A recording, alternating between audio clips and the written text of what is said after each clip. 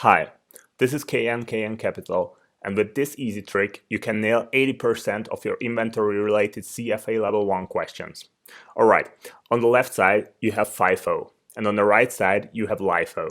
We are assuming an inflationary environment, so as we buy our materials, we get price appreciation. 1, 2, 3, 4. 1, 2, 3, 4. With FIFO, as you produce your goods, you will utilize the inventory that was received first.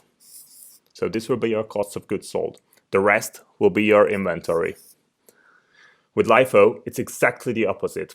So this will be your cost of goods sold, and this will be your inventory. From here on, it's just first grade math. You add the numbers in the circle, 3, 7, and add the numbers in the rectangle and just compare. So this will be 7 and this will be 3. You can compare this with that and this with that. In a deflationary environment, you have 4, 3, 2, 1, 4, 3, 2, 1. And you execute the same process as above.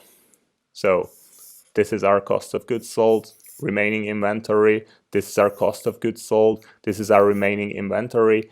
And we are comparing rectangle with rectangle and circle with circle. That's it.